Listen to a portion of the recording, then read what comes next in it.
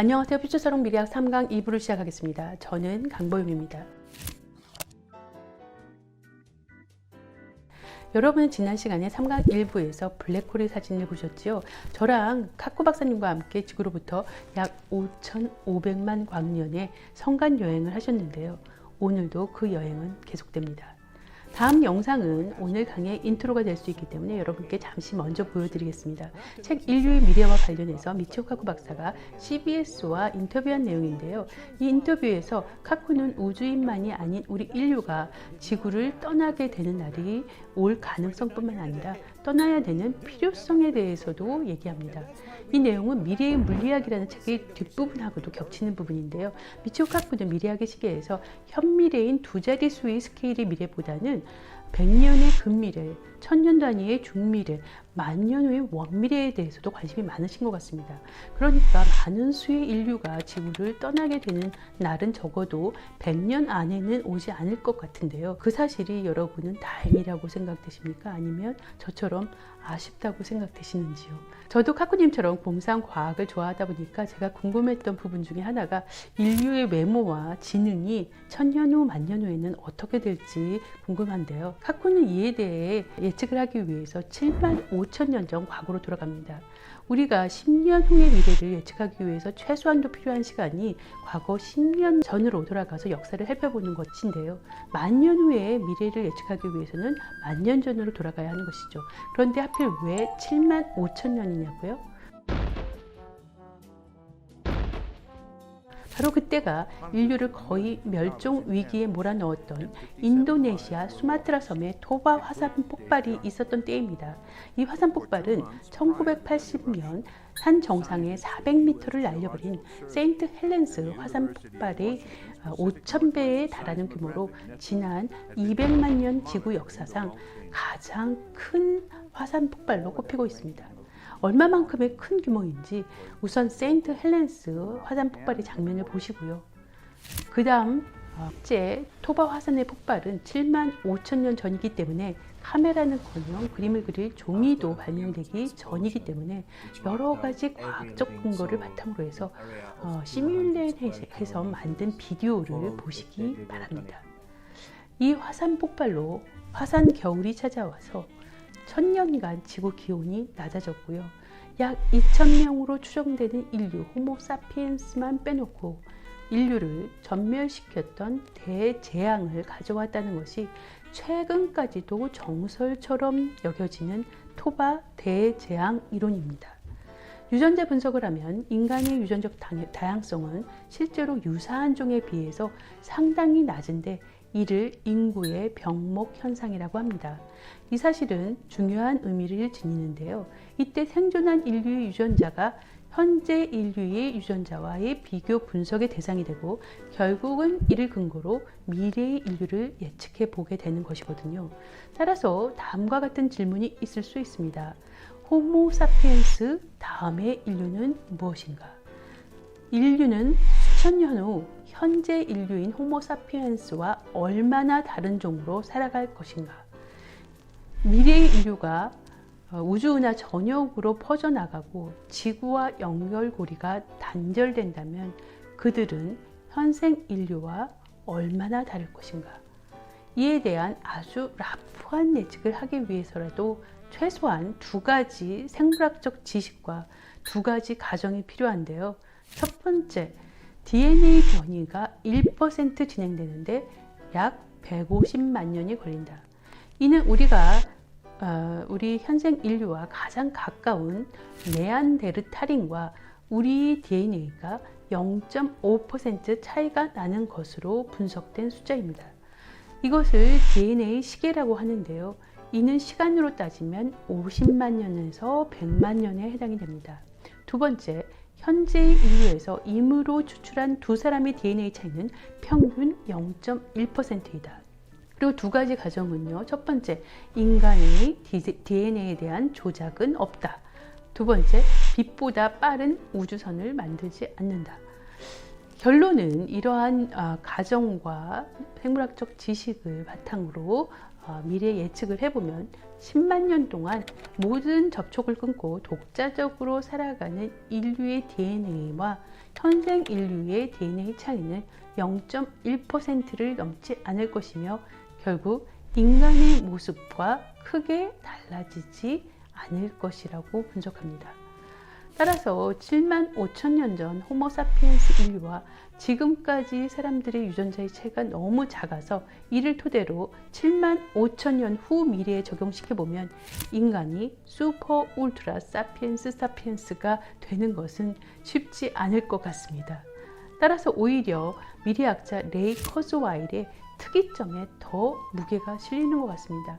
레이 커즈와일은 2050년이 되면 인간의 지능보다 컴퓨터의 지능이 앞선다고 했는데요.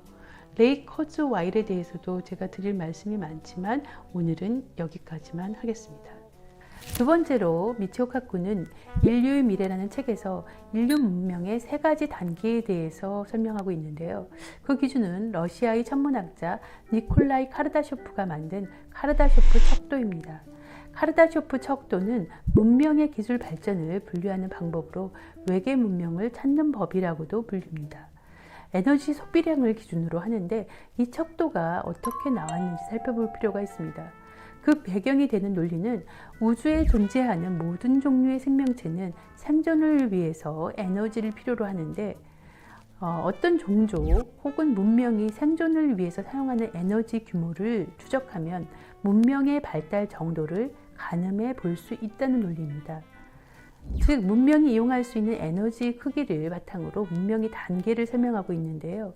여러분은 화면에 분류한 기준 3가지를 보시기 바랍니다. 첫 번째 유형은 문명이 하나의 행성에 내리쬐는, 그러니까 이제 복사 에너지죠. 내리쬐는 에너지를 100% 이용하는 유형으로 대략 10의 16 내지 10의 17 제곱와트입니다. 지구는 태양으로부터 약 174 페타와트 정도의 에너지를 받는다고 추산됩니다. 제2단계 유형에서는 문명이 하나의 항성에서 나오는 모든 에너지를 100% 이용하는 유형으로 약 4 곱하기 10의 26 제곱와트 정도입니다. 3단계로 가면 문명이 하나의 항성이 아니라 총은하에서 나오는 모든 에너지를 이용하는 유형으로 대략 4 곱하기 10의 37 제곱와트 정도입니다. 카르다쇼프의 척도는 아직 가설이지만 외계의 지적 생명 탐사, 세티라고도 하죠. 세티 연구자들의 연구 척도가 되는데요. 여러분은 대표적인 세티 연구자 떠오르는 인물이 있으신가요? 바로 칼 세건이 있습니다. 영화 컨택트도 바로 그러한 장면으로 시작되죠. 그리고 SF 작가들, 그리고 스타크래프트와 같은 만화, 그리고 마지막으로 미래학에서 원미래 연구 척도로 사용되는 아주 쓸모가 많은 척도가 바로 카르다쇼프 척도입니다. 현재는 몇 단계일까요? 현재는 1단계에 도달했습니까? 아까 1단계가 바로 뭐라고 그랬죠? 1단계 유형이 문명이 하나의 행성에 내리쬐는 에너지를 100% 이용하는 유형이라고 했잖아요. 아직은 못했습니다. 여기서 착각하면 안 되는 것이 태양 에너지가 기준이 되지 태양 열로만 생성된 에너지만 계산에 넣는 것은 아니라는 것이죠. 그러니까 화석 연료, 원자력, 풍력 모든 에너지 인류가 소비하는 모든 에너지를 계산에 넣습니다. 현재 전 세계 에너지 소비량으로 볼 때 0.7 단계에 해당이 된다고 합니다. 지구의 에너지 소비량이 매년 2 내지 3%씩 증가하는 것을 가정하면 지구 문명은 앞으로 100년 내지 200년 후에 1단계에 진입하게 되고 수천 년 후에 2단계 문명에 진입하게 된다고 예측합니다. 미치오 카쿠는 2단계에 진입하기만 하면 인류의 멸망 가능성은 없어진다고 말합니다. 행성 자체가 위험에 빠지게 되면 대규모의 우주 함대를 타고 지구를 떠나면 된다고 얘기하고 있습니다. 이러한 미치오 카쿠의 미래 예측에 대한 비판도 만만치 않은데요. 제가 화면에 제시한 하나의 예시, 마르코스 안토니라는 사람은 미치오 카쿠의 미래 예측을 소하일 이나야툴라라는 미래학자가 있습니다. 저도 스테피에서 그분이 이제 오셨을 때 직접 가서 들은 적이 있는데 제 패친이 되기도 했습니다. 그 이후에 그 이나야툴라의 다층 인과 분석법 CLA라는 Causal Layered Analysis라는 게 있는데 오늘 그 방법론에 대해서는 자세히 설명은 안 드리겠는데요. 하여튼 그 방법론으로 미치오 카쿠의 미래 예측을 이제 분석을 합니다. 뭐라고 얘기하냐면 카쿠는 현대과학의 세 가지 필라, 세 가지 기둥인 양자 물리학, DNA 기술, 컴퓨터 기술을 기반으로 인류의 유토피아적인 미래를 그리는 것처럼 보이나 CLA 다층 인과 분석법을 통해 들여다보니 카쿠의 미래 예측은 깊이가 매우 부족하고 인간적이고 정신적인 가치관을 희생하면서 과학기술 만능주의에 사로잡혀 있다고 비판합니다. 카쿠는 제가 일부에서 말씀드린 것처럼 과학기술 만능주의라고 저는 이제 말씀을 드리지 않고 적어도 테크노 낙관주의자다라고 제가 이제 말씀을 드렸는데, 왜냐하면 이제 충분한 시간, 우주의 나이 정도의 38만 년 정도가 주어지면 인간이 전지전능한 신이 될 수 있다고도 말을 합니다. 다음에 제가 미치오 카쿠에 대해서 또 말씀을 드릴 기회가 있을지 모르겠습니다만 제가 미치오 카쿠의 이론 물리학을 비판할 자격은 안 되는 것 같고요. 그의 미래 예측과 미래 사상이 대중에게 주는 핵심 가치와 메시지를 요약해 보자면 저는 긍정적으로 평가하는 편인데요. 왜냐하면 우리 인류가 근시안적인 사고에서 벗어나서 우주적인 담대함과 인류의 근원에 대해서 다시 생각해 보게 하는데 미치오 카쿠의 미래 예측에 미덕이 있다고 생각을 합니다. 그래서 저는 미치오 카쿠에 대해서 마지막으로 4가지로 요약을 해 보았습니다. 첫 번째, 미치오 카쿠는 유신론자입니다. 우주는 우연이 아닌 고도의 지능에 의해서 창조되었다라고 믿습니다. 미치오 카쿠는 신은 수학자이다라는 말도 했는데요.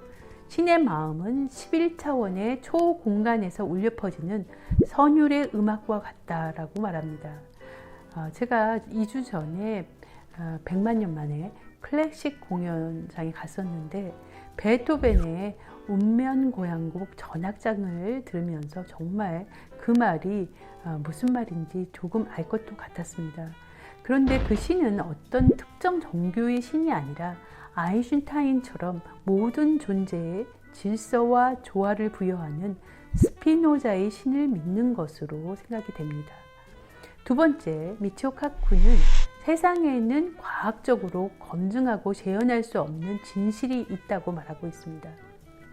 천문 우주를 연구하시는 분들 중에 스티븐 호킹 같은 무신론자도 있지만 이런 식으로 생각하시는 분들이 꽤 많은 것은 저는 이해가 됩니다. 빛보다 빠르다는 가상의 입자 터키온에 대한 미치오 카쿠의 가설도 그렇게 해석이 되는데요. 타키온이라는 소립자를 설명하면서 미치오 카쿠는 우주의 물체를 서로 분리시키거나 물체의 입자들 사이에 공간을 만들어 줌으로써 주변에 존재하는 우주의 영향으로부터 자유롭게 한다라고 하면서 우리는 매트릭스 안에서 살고 있다고 주장하기도 했습니다. 세 번째로 미치오 카쿠는 테크노 낙관주의자로 과학기술이 우리를 자유롭게 하고 우리를 전지전능한 신의 경지에도 이룰 수 있다고 말합니다. 마지막으로 미치오 카쿠는 대중에게 우주적 호연지기와 담대함을 키워주고 있는데요. 저는 제가 7년 전 복잡계와 시스템 다이내믹스를 공부할 때 제 블로그에 적었던 내용인데 여기서 공유해 드리는 것도 좋을 것 같습니다.